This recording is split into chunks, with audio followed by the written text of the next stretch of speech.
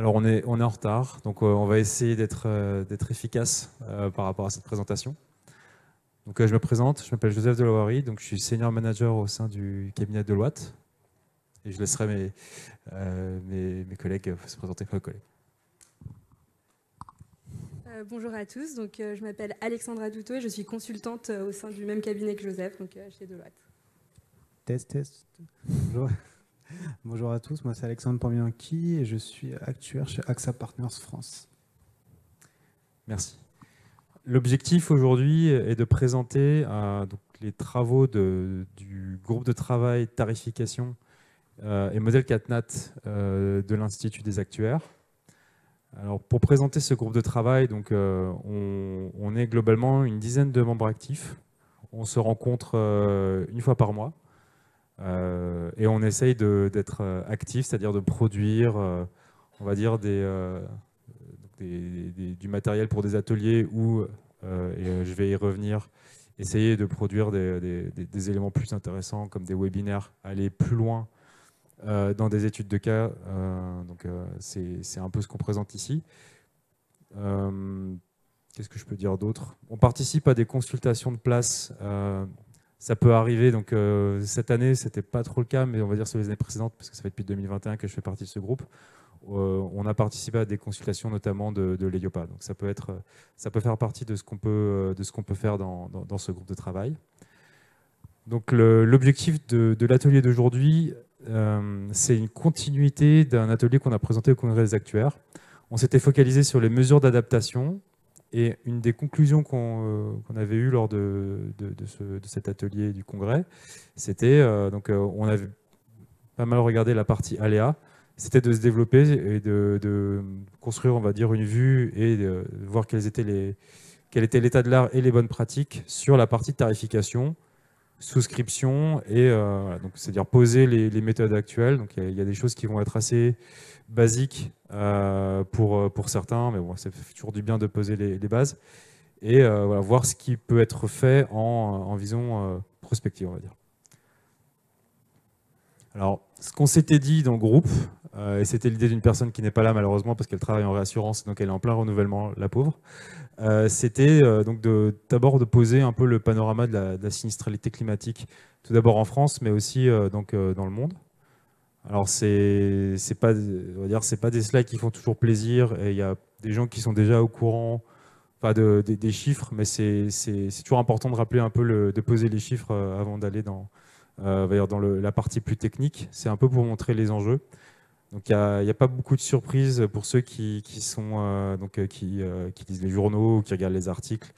L'année 2022 a été une année avec une sinistralité qui a été exceptionnelle, qui provient, si on regarde en fait les différents types de variables physiques, qui provient en fait d'une évolution de ces variables. Si on prend par exemple l'évolution de la chaleur, des canicules, un déficit pluviométrique entraînant une sécheresse. Donc la sécheresse 2022, donc on a essayé de sourcer au maximum ce qu'on dit, hein, parce qu'il y a pas mal de chiffres qui sont passés, il y a des chiffres qui ont évolué.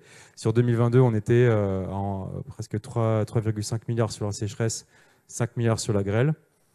Au total, une sinistralité sur le périmètre français à 10,6 milliards d'euros.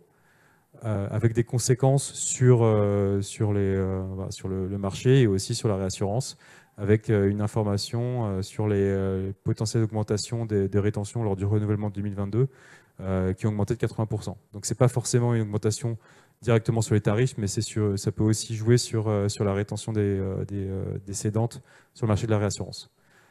Bon, pour ceux qui... c'est encore plus flagrant en ce moment.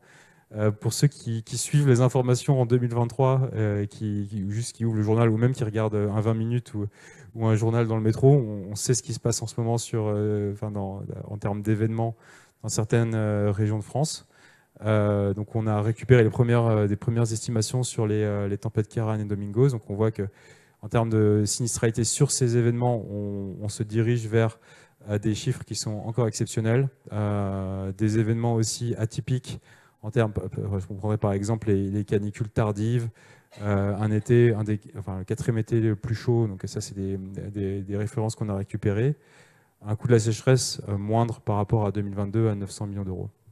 Voilà, ça c'est juste pour rappeler les chiffres. On a, bon, je ne vais pas passer beaucoup de temps sur cette page, mais globalement, on a aussi, c'était aussi une volonté du groupe, montrer qu'on n'est pas forcément uniquement sur la France, c'est assez évident, avec des événements qui sont globaux, certains événements CatNat qui sont causés par des tremblements de terre, donc on n'est pas directement en lien avec les catastrophes naturelles, mais on voit qu'en fait c'est quand même une accélération avec des effets saisonniers comme les typhons en Asie, qui ont coûté en 2023, donc les sources c'est un rapport d'un réassureur, environ 20 milliards de pertes économiques, donc ça montre qu'il y a une accélération. Et c'est la page suivante qui montre, enfin, pas forcément une accélération, mais en tout cas un maintien au niveau global des pertes, avec une 8e année consécutive de pertes assurantielles. Donc c'est le graphe avec les couleurs jaune et grise. Donc une 8e année consécutive de pertes assurantielles au-dessus de 100 milliards de dollars. Donc dans le groupe de travail, on tenait à poser en fait l'ensemble de ces chiffres pour les garder en tête. En termes de répartition géographique, on voit quand même que les pertes aux États-Unis sont quand même en lead. Et la répartition donc ça c'était des chiffres au Q3, la répartition des pertes sur les catastrophes naturelles dominées par les tempêtes convectives, mais on voit que il y a les tremblements de terre évidemment, et donc d'autres sinistres comme les inondations sont juste derrière. Donc il y a quand même des chiffres qui sont importants à prendre en compte quand on fait cette analyse. Voilà. Donc là c'était sur la partie chiffres, donc c'était vraiment donc, pour les rappeler. Cette page, on tenait à la mettre pour un peu remettre le contexte par rapport à la sinistralité climatique et rappeler que, bon, même si elle est importante, quand on regarde en fait l'évolution des tarifs, donc là c'est une source d'un article du Monde qui a été publié cet été et qui montrait un graphique que je trouvais pas mal en fait. Ça montre en fait que au niveau de la hausse de la tarification sur l'habitation, si on la met en comparaison par rapport à l'inflation, on voit que l'accélération sur fin 2021-2022, on voit un parallèle. Donc, et certains membres du groupe ont tenu à rappeler que l'évolution des tarifs drivée par les climatiques, mais ce qu'on voit à date, c'est surtout une accélération liée à l'inflation. Donc en fait, il y a un effet cumulatif de ces deux risques. Donc ça joue beaucoup sur l'évolution des tarifications. C'était juste pour rappeler ces éléments. Je vais peut-être passer rapidement sur les pages sur le régime des catastrophes naturelles. Je pense qu'il y a déjà eu des ateliers sur le sujet, mais donc dans le groupe de travail, nous tiendrons compte toujours des analyses et de la manière de traiter les chiffres qu'on récupère à partir des arrêtés interministériels. Il y a aussi une évolution, je vais sauter celle-là parce qu'on est un peu en retard. Il y a aussi une évolution au niveau de la réglementation avec des lois qui sont en train de passer. Donc on pourra toujours circuler le support. Je pense que de toute manière, il y aura un replay et des slides qui pourront toujours être partagés. Mais donc globalement, il y a une évolution de la réglementation qui entraînera potentiellement une augmentation aussi de la sinistralité. Avec une augmentation potentielle des sinistres qui seront déclarés lors des catastrophes naturelles. Voilà. Je pense, il est 15h32, je pense qu'on peut passer à la partie données. C'est la dernière page que je commente, après c'est à vous. On voulait aussi poser un peu les données qui sont, les sources de données qui peuvent être utiles pour toute étude. Et donc ça, c'est issu d'échanges qu'on a pu avoir lors du groupe de travail. Donc dans les données d'aléa, on souligne l'importance des données en open data. Donc, je pense qu'il y a eu pas mal d'ateliers qui ont mentionné donc, les différentes sources, mais sur la donnée d'aléa, on mentionne ces données. On avait pas mal travaillé sur ce point lors du dernier atelier Congrès des actuaires, où on était allé chercher des données publiques pour mesurer l'effet des mesures d'adaptation. L'importance des données d'exposition, et là c'est peut-être au niveau du groupe de travail là où on n'a pas forcément directement accès aux données. Mais bon, ça reste on va dire le nerf de la guerre pour pouvoir faire une analyse correcte. Donc là, On va voir comment on va s'en sortir pour les prochaines études. Les données, voilà, l'évolution vers les données spatiales, là-dessus on voulait le mentionner parce que on va parler ensuite de Zonier, donc l'importance des données spatiales. Il y a pas mal d'évolutions sur ce sujet. Il y a eu une conférence, je pense il y a quelques semaines, organisée par l'IA sur le sujet. Et il y a pas mal aussi d'ateliers qui sont organisés. Donc ça montre que c'est un point qui est assez important et qui nous permettra, nous, dans la définition de nos cas d'usage, dans le cadre de ce groupe de travail, d'être le plus précis possible, on va dire le plus près de l'état de l'art. Je passe la main à Alexandre. Merci Joseph. Bon, alors là, je vais faire des petits rappels de tarification. Je ne doute pas que ça doit parler plus ou moins à tout le monde, donc je vais faire vite. Je n'ai pas envie de refaire les cours que tout le monde a déjà eus. Donc en général, en tarification non-vie, ce qu'on utilise, c'est le MRC, le modèle de risque collectif qui se présente souvent de la sorte, qui est en soi assez simple. Donc il a deux variables aléatoires qui sont le nombre de sinistres et la sévérité, avec dedans des hypothèses qui sont très importantes et assez fortes. C'est l'indépendance entre la fréquence, donc le nombre de sinistres, et la sévérité, c'est-à-dire le coût du sinistre, qui parfois, selon les périls, il faut l'avoir en tête, ce n'est pas vérifié. Il y a des fois où la corrélation existe entre les deux, et donc ce genre de modèle n'est pas forcément adapté, enfin du moins les méthodes standards ne sont pas forcément adaptées. Et la dernière hypothèse aussi qui est importante, c'est que la sévérité de chaque sinistre, en fait, elle est IID, donc indépendant et de même distribution. Donc ça aussi, notamment la même distribution, parfois ça peut être une hypothèse un peu forte. Et donc en général, ce que l'on veut savoir, ce que l'assureur veut savoir, c'est quantifier la sinistralité qu'il va avoir à payer, qui est donc représentée par S ici, donc la charge totale, qui est simplement la somme de tout ce que me coûtent mes sinistres. Et en général, ce que l'on fait dans les méthodes de modélisation pour la tarification non-vie, c'est que on va modéliser à part donc le N, donc le nombre de sinistres, et le X, la sévérité. Et donc ce qu'il faut avoir en tête, c'est que si parfois on peut directement modéliser le S, et dans ces cas-là, le S, c'est aussi une variable aléatoire, mais qui est en fait une variable aléatoire qui est en fait une loi composée, puisqu'il y a deux variables aléatoires qui sont derrière. Donc ce que vous voyez ici, c'est un panorama un peu sommaire des modèles de tarification qui sont très très utilisés dans la place, en non-vie. Et donc ils sont hiérarchisés, on va dire, par simplicité. Donc plus on est à gauche, plus c'est simple, plus à droite, plus c'est complexe.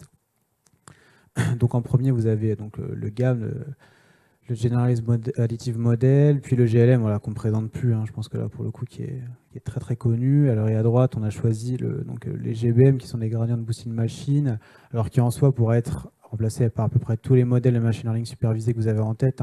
L'idée, c'est juste de mettre à droite les modèles de machine learning qui sont un peu aujourd'hui en compétition avec les modèles GLM historiques. Donc ce qu'il faut avoir en tête, je pense, tout d'abord, lorsqu'on parle de modèle de tarification en non-vie, c'est qu'il n'y en a aucun qui vérifie un peu le triptyque parfait, c'est-à-dire qui est efficace, transparent et simple. Voilà, tout simplement. En général, le prix de l'efficacité extrême, vous la payez au prix de la transparence. Donc ça se voit très bien avec le machine learning aujourd'hui. On a des modèles qui sont extrêmement performants par rapport à des GLM un peu standards, mais par contre, le problème, c'est que l'explicabilité par rapport à un GLM, elle peut être un peu compliquée. On parle souvent de boîte noire, je pense que ça parlera à tout le monde. Donc, ce qu'il faut retenir ici, c'est que donc, le choix du modèle de tarification aujourd'hui de l'assureur, outre l'aspect technique, c'est-à-dire regarder très simplement quel est le plus performant, lequel met moins de temps à tourner, est-ce que mes données sont adaptées à tel modèle, parce qu'évidemment, les modèles type GAM et GLM, ils ont des hypothèses de loi. Donc, par exemple, le modèle GAM, il suppose que la variable prédire, elle est normale, ce qui n'est pas souvent vérifié. Et le modèle GLM, pareil, il suppose que la variable prédire appartient à la famille exponentielle, donc ce qui parfois n'est pas vérifié non plus. Tandis que les modèles machine learning, eux, par leur caractère non paramétrique, évidemment, ne supposent rien. Et donc, juste qu'ils vont regarder, pour faire très simple, c'est des fonctions de perte. Et donc, ils vont chercher simplement des fonctions qui minimisent la prédiction et ce que j'avais à prédire à la base. Voilà, donc ce qu'il faut retenir, c'est qu'à la fin, pour faire vraiment le côté très business, le modèle qui est choisi, à la fin, c'est un arbitrage entre les risques que je prends sur l'effet boîte noire, donc est-ce que je sais expliquer mon tarif ou pas, et l'efficacité. Donc c'est pour ça qu'aussi parfois je pense que les GLM sont gardés, c'est parce que même s'ils ne sont pas aussi performants que des modèles de machine learning type XGBoost, etc., le caractère explicatif qui est un peu plus développé, ça permet plus facilement de piloter le risque et d'expliquer les tarifs en vigueur. On voulait également vous rappeler qu'il existe d'autres modèles, d'autres méthodes. Donc, on voulait vous parler un peu des zoniers. Donc, pour commencer, on va vous rappeler quelques généralités. Donc, comme vous le savez, à la base, le zonier en assurance, il a été introduit essentiellement pour des raisons commerciales. Justement, on voulait éviter des sauts de tarification entre des zones géographiques voisines, tous critères égaux par ailleurs. Il a de nombreux avantages de pouvoir créer des classes de risque géographiques en diminuant justement le nombre de modalités parce qu'on ne prend pas en compte la modalité géographique directement dans le modèle. Et il est important, en fait, c'est ce qu'on rappelle en stratégie en amont de la construction, d'isoler l'effet du risque géographique dans la calibration du modèle. Et ça, c'est propre, en fait, à toutes les techniques de zonage. On va vous en présenter 3 principales juste après, mais c'est quelque chose à bien avoir en tête. L'objectif du zonier, justement, c'est d'estimer le facteur de risque spatial d'une région. Et comme conséquence, on voulait simplement rappeler que ça implique un changement de structure de mutualisation des risques d'un portefeuille parce que tout simplement, comme on va pouvoir avoir des zones de risque avec des risques plus ou moins importants, on peut se dire que certaines zones pourraient être victimes justement de l'inassurabilité, concept important et qui a été rappelé notamment dans le stress test ACPR qui a lieu en ce moment même. Mais il n'en reste pas moins que c'est aligné avec les attentes réglementaires. Un des articles de l'EIOPA a rappelé justement l'importance d'utiliser les zoniers. Donc on voulait vous parler un peu des zoniers les plus importants. Donc ici, vous pouvez voir 3 types de zoniers, du moins complexe au plus complexe. Le premier, donc le zonier administratif, qui est justement par agrégation territoriale. Donc ici, on voit bien qu'on considère une région qui est plus grande, ce qui accentue la mutualisation. Et on peut en découler donc, les avantages et inconvénients qu'on a décidé de vous présenter ici. Donc principal inconvénient, c'est comme vous pouvez le voir avec les autres cartes qui sont présentées dans les différents zoniers. Ici, on a moins de précision. Donc c'est moins précis, par exemple, qu'un zonier prédictif. Par contre, comme on a une zone plus importante, on a plus de données, donc le modèle et sa mesure de risque peut être plus robuste. Deuxième modèle, le modèle le plus utilisé que vous allez principalement retrouver dans les mémoires d'actuariat. Il y a eu un mémoire justement que ça soit pour le risque MRH ou encore j'en ai vu un aussi sur le risque santé. Donc le zonier par lissage spatial qui est une bonne alternative et un bon compromis sur justement la granularité. Justement, ce qu'il faut retenir, c'est qu'avec ce zonier, il y a une mutualisation des risques proches. Donc ça veut dire que 2 régions proches ont des facteurs de risques spatiaux similaires. Un des inconvénients, bien sûr, ça peut être la difficulté de calibration qu'il peut y avoir sur les paramètres de lissage. Et il va falloir vraiment arbitrer entre précision et justement interprétation du modèle après par la suite. Et dernier modèle, donc le zonier prédictif, le plus complexe, où justement on peut intégrer des variables externes prédictives du risque géographique. On peut penser donc à des variables sociodémographiques par exemple. Donc son inconvénient, comme vous pouvez vous en douter, c'est sa complexité parce qu'il y a justement une multitude d'indicateurs à prendre en compte, mais son avantage, c'est qu'on n'a pas besoin justement d'avoir des données de sinistralité parce que à partir en fait des paramètres, des caractéristiques, on va pouvoir en fait déterminer le niveau de risque. Alors, slide suivante, on voulait un peu plus insister donc, sur le deuxième modèle de zonier, donc le plus courant, le zonier par lissage spatial. Donc, cette présentation, on s'est inspiré d'un des mémoires qui a été présenté justement à l'Institut des actuaires sur la construction d'un zonier en MRH.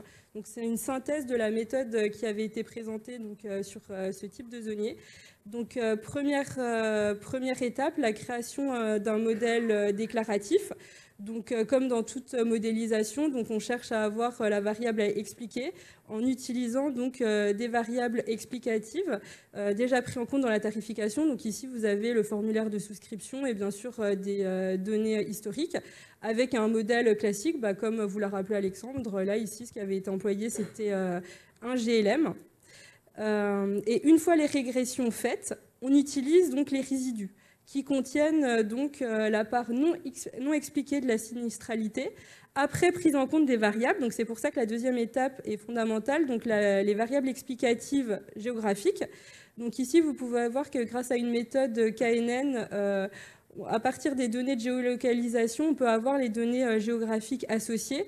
C'est des données de différents types au final, assureurs, des données libres, des données de propriétaires. Enfin, c'est assez varié.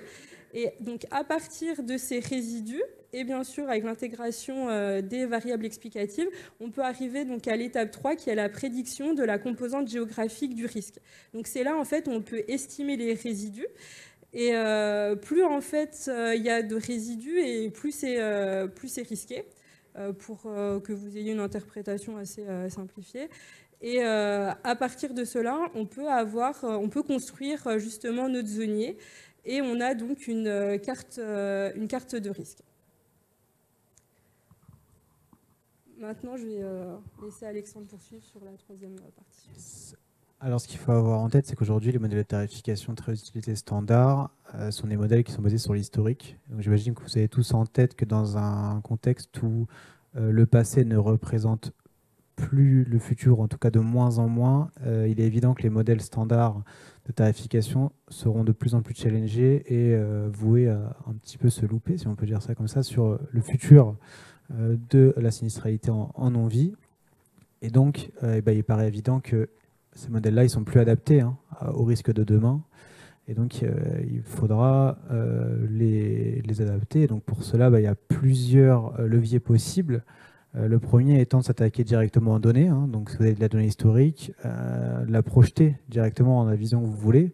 Donc là, ça peut être vraiment un maillage vraiment ligne à ligne, projeter un zonier. Donc, je pense que là, vous l'avez vraiment vu souvent, que ce soit ici ou dans des congrès, qu'il y a beaucoup de sujets sur les projections des zoniers à horizon X années, donc 2050, 2100, etc. Donc ça fait partie de ces leviers qui sont ici. Donc l'avantage évidemment de ce genre de méthode, c'est qu'en fait les modèles sous-jacents de tarification restent les mêmes. Ce qui change, c'est la date de visu des données. Et donc, entre guillemets, simplement, il faut remettre les données à la vision de l'année que vous voulez pricer. Donc le modèle, lui, il s'adapte à cette vision-là. Donc c'est, je pense, un des meilleurs leviers. Le souci étant évidemment qu'il faut projeter les données que vous avez. Donc là, le risque de projection, il est énorme, puisque en fonction des scénarios, ça peut énormément varier. Si vous, en plus, voulez faire des projections avec des maillages assez fins, on sait très bien que plus on descend dans une granularité fine, et plus l'aléa est fort, et donc plus on peut se tromper. Donc la volatilité est de plus en plus forte. Donc sur le papier, entre guillemets, c'est simple. La volatilité du risque derrière de se tromper dans la tarification, il est assez fort. Mais pourtant, c'est essentiel. Après, vous pouvez aussi le faire dans l'autre sens, c'est-à-dire que le risque, vous ne voulez pas prendre le risque de vous tromper dans la projection de vos données, et donc vous allez directement toucher au modèle. Donc là, c'est entre guillemets beaucoup plus simple. Donc si vous avez des GLM, par exemple, ça peut être très concrètement de toucher aux paramètres du régresseur. Donc par contre, le souci de cette méthode-là, je pense que c'est évident, c'est comment est-ce qu'on fait? Parce que il faut, quand vous touchez aux paramètres du modèle, ça veut dire que vous savez parfaitement comment chaque paramètre il est censé influer. Donc si par exemple, j'ai n'importe quoi demain, sur telle zone, on aura beaucoup plus de pluie, qu'est-ce que ça veut dire sur les paramètres de mon régresseur? Donc là, ça veut dire que vous avez énormément d'hypothèses, peut-être des avis d'experts très importants à prendre en compte. Donc là, on va dire qu'il y a une forte complexité à la fois dans l'interprétation et la mise en pratique. Par contre, c'est vrai que par rapport à mettre à jour des données, c'est beaucoup plus simple. Et enfin, il faut avoir en tête que forcément, c'est extrêmement important de mettre à jour les données, etc. Mais que la qualité des données, notamment les données spatiales, est très importante, puisque vous avez des phénomènes très localisés, type pluie très intense, qui se comptent parfois sur quelques mètres dans les surfaces, voire quelques kilomètres. Et si vous avez des données d'un zonier, des données spatiales qui sont sur plusieurs kilomètres carrés, on voit bien qu'en fait on rate un peu le critère de précision. Et donc tout ce qu'on vous présente là, évidemment, ça doit aller avec une amélioration de la qualité de données, notamment sur la qualité de données spatiales très importante. Et maintenant, je voulais vous montrer justement la prise en compte du changement climatique. Donc là, vous pouvez retrouver le graphique que je vous ai présenté précédemment, donc l'exemple du zonier par lissage spatial, mais cette fois-ci en intégrant donc la composante climatique. Donc comme vous pouvez le voir, là où elle est présente, c'est dans la partie 2, donc sur les variables explicatives. on rajoute en fait aux variables explicatives géographiques la dimension climatique. Donc à titre d'exemple, on vous a mis les données du GIEC qui peuvent être utilisées justement dans un tel modèle. Et l'impact que ça va avoir est ensuite dans la partie 3 et 4. Donc bien sûr, vous allez avoir la prédiction de votre composante géographique du risque, cette fois-ci à partir non seulement des variables géographiques, mais aussi climatiques, pour ensuite avoir votre zonier qui va être associé en fait à différents risques, mais surtout à l'horizon 2050. Donc c'est comme ça qu'on peut après avoir la prise en compte du changement climatique. Et pour finir, en fait, on voulait parler un peu de l'assurance paramétrique. Donc nous, ici, on va le faire très rapidement parce que je pense que vous êtes au courant, mais il y a un nouveau groupe de travail qui a été lancé à l'Institut des actuaires, justement sur l'assurance paramétrique avec différents sous-groupes associés. Donc nous, on voulait simplement le rappeler rapidement parce que c'est quelque chose à avoir en tête, qui est vraiment un complément à l'assurance traditionnelle, parce que comme l'a rappelé Joseph en fait en début de présentation, on se rend compte qu'il y a de plus en plus de périls. Donc, dans ce cas-là, quand il y a de plus en plus de catastrophes naturelles, l'assurance classique peut être limitée. Et dans le cadre en fait, de l'assurance paramétrique, l'aléa qu'on regarde, ça va être... en fait, on ne va pas regarder seulement... on ne va plus regarder juste la survenance qui peut y avoir, mais on va surtout regarder l'intensité de l'événement. Donc, l'aléa regarder, c'est ça, et c'est pour ça qu'on parle d'assurance paramétrique ou d'assurance indicielle, parce qu'il faut en fait avoir un paramètre qui est objectif et mesurable. Donc ici, on a décidé de vous mettre quelques éléments également d'un mémoire d'actuariat qui a eu lieu cette année, il me semble, sur la mise en place d'une assurance paramétrique pour garantir la rentabilité d'un parc éolien. Et ce qui a été montré en fait dans ce mémoire, c'est bien sûr le rappel de la méthode historique des moyennes, où vous pouvez voir en fait les différentes étapes. Donc là, je ne vais pas pouvoir aller dans le détail comme on approche bientôt de la fin de l'atelier, mais ce que vous devez retenir en fait ici, c'est qu'il est possible d'intégrer des projections climatiques. Donc comment est-ce qu'on fait? C'est qu'on utilise la méthode donc, historique des moyennes. Donc dans la première étape, la première méthode et la première étape, ce qui est classique, c'est importer donc, des productions théoriques donc, sur des données passées. Mais quand en fait on intègre des projections climatiques, on va justement faire glisser la fenêtre temporelle pour pouvoir avoir justement des données, par exemple les données du GIEC. Et après, la méthode reste la même pour la détermination du seuil d'indemnisation, son déclenchement. Je vais assez vite, mais pareil, vous pouvez retrouver des éléments sur toute cette présentation sur le site de l'Institut des actuaires, pour ensuite pouvoir calculer les primes pures qui, dans ce cadre-là, étaient simplement la moyenne des indemnisations. Donc les avantages qu'il y a à une telle assurance, c'est bien sûr que c'est plus large que l'assurance traditionnelle, comme je vous l'ai rappelé, et surtout la rapidité de déclenchement qu'il peut y avoir donc, des indemnisations, parce que contrairement à l'assurance traditionnelle, par exemple, il n'y a pas besoin de faire venir un expert, donc il y aura une réduction des coûts, et le produit peut être totalement sur mesure, et comme limite, bien sûr, la dépendance du modèle au risque de base. Et aussi, après, à nouveau, à la question de mutualisation du risque qui peut être à nouveau posée. Merci Alexandra. Donc, en conclusion, je souhaiterais tout d'abord vous remercier, donc Alexandre et Alexandra, et aussi à tous les autres membres du groupe de travail. Donc, comme l'a indiqué Laurence, on fait ça en pro bono, complètement en tant que bénévole. Donc, comme je l'ai dit, c'est des réunions une fois par semaine. C'était une fois par semaine pour l'atelier, mais c'est une fois par mois. Et globalement, on essaye de faire vivre les sujets, on essaye d'avoir des échanges actifs. Bien sûr, c'est toujours modulo la disponibilité des gens. Donc, plus on est nombreux, plus on peut ça permet d'avoir un débat qui continue. L'idée de tous les éléments qu'on vient de présenter, c'est de poser un peu les bases de potentiellement soit d'une note, soit d'un rapport, soit d'un webinaire qu'on souhaiterait produire pour 2024. Il reste encore beaucoup de choses à faire si on veut atteindre ces objectifs. L'idée, c'est vraiment de produire des cas d'usage.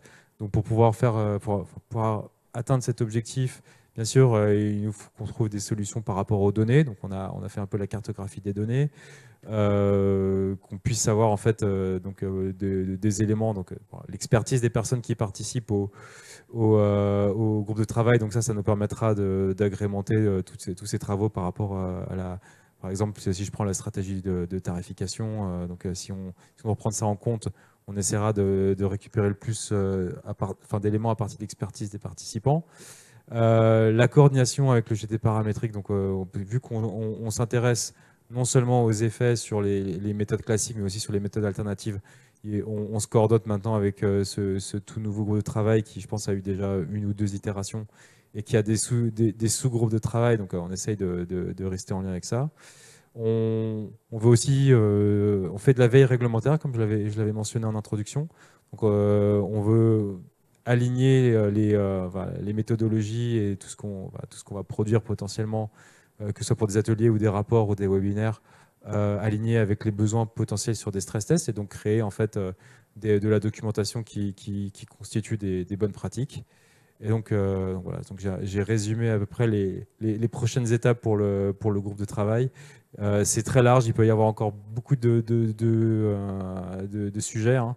Les mesures d'adaptation, les mouvements de population, enfin, c'est pas exhaustif, mais en tout cas, on essaye de prendre tout en compte. Et pour conclure, avant de passer à notre petit sondage, voilà, si vous voulez vous joindre, n'hésitez pas. C'est assez simple, c'est sur un sujet actuel. Il y a une rubrique pour s'inscrire au groupe de travail. Donc voilà, on est ouvert et voilà, on aime bien discuter et on passe des bons moments en général. Voilà.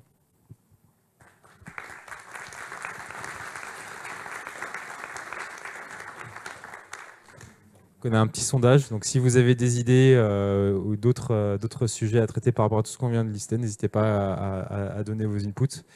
Et on partagera avec vous les résultats dans le support final.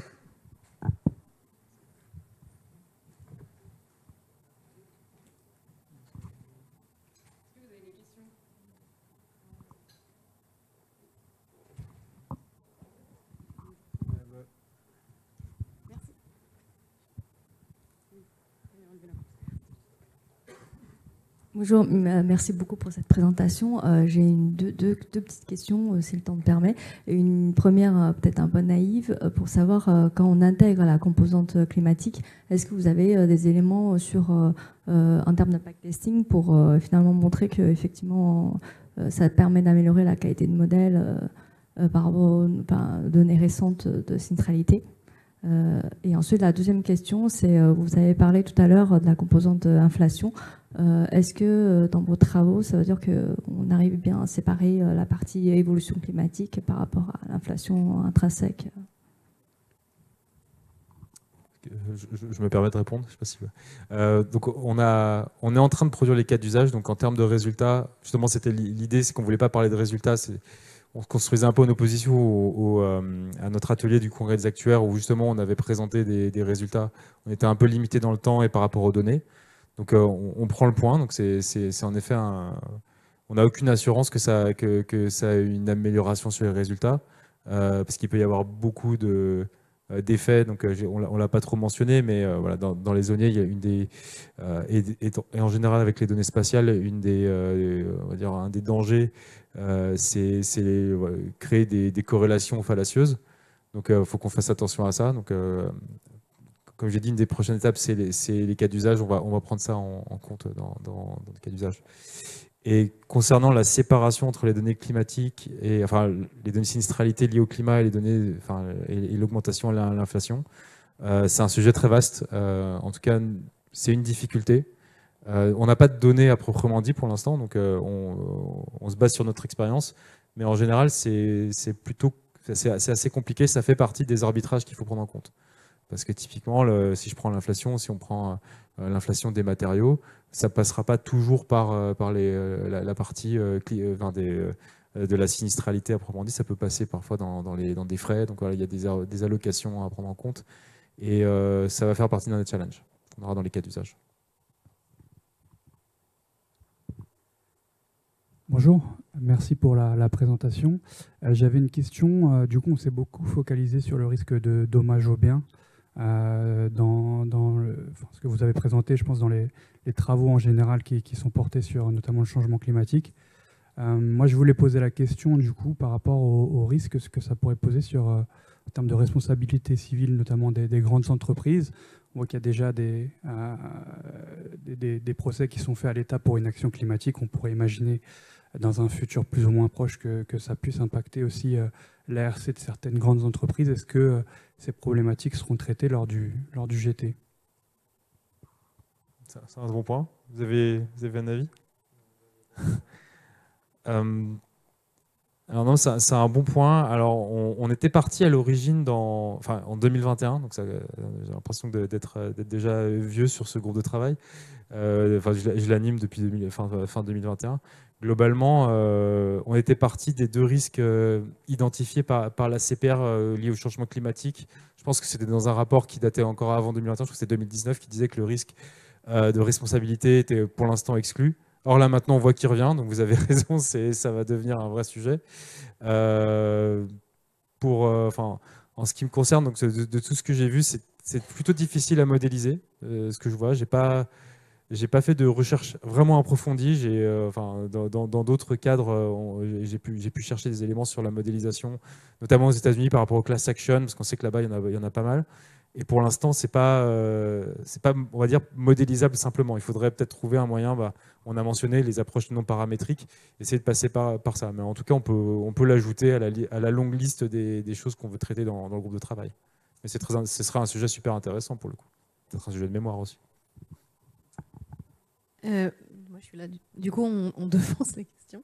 Est-ce que, pour le coup, vous avez ou comment vous avez pris en compte les données extrêmes? Parce que du coup, là, il n'y a que des modèles type GLM et des espérances. Donc, je pose la question.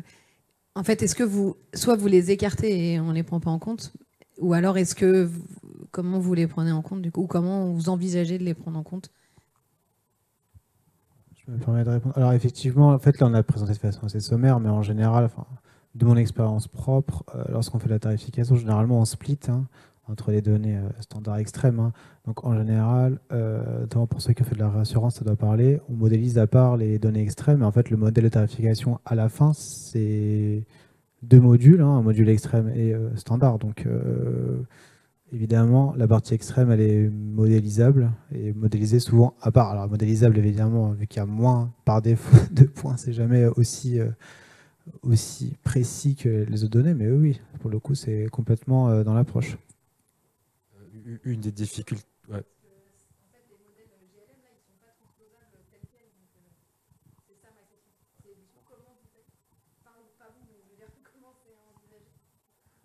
Vu qu'on n'allait pas investir passer par un modèle en étagère, parce qu'on forcément là, on est au-delà du pro bono, on passe donc il faut qu'il y a potentiellement un investissement. Moi je voyais ça comme on va dire un facteur qu'on maintenait à un certain niveau et qu'on mettait de côté, parce que globalement là c'est un tout autre sujet. Mais vous avez raison, c'est en réalité il faudrait prendre ce serait deux choses à sommer au final. Mais on voulait surtout passer par ces éléments-là. Alors, c'était un autre sujet vu qu'on s'intéresse surtout au changement climatique, l'idée sur la partie catastrophe naturelle, risque extrême, c'était de passer... c'était mon idée, on n'en avait pas encore parlé, mais on en parle des fois avec Alexandra, c'était de passer par il y a aussi des modèles, on va dire, open source comme Climada, qui est d'ailleurs conseillé par la CPR dans les stress tests si vous voulez pas passer par un modèle en étagère qui est en général plus black box, passer par des modèles ouverts. Bon, il y a plein il y a plein de challenges posés par ce type de modèle et il y a ça fait partie des cas d'usage qu'on veut tester. Mais voilà, c'était une des pistes qu'on avait. Mais vous avez raison, il y a un vrai challenge dans cette projection par rapport, évidemment, catastrophes naturelles et risques extrêmes, et donc modélisation des risques extrêmes. Est-ce qu'il y a d'autres questions ?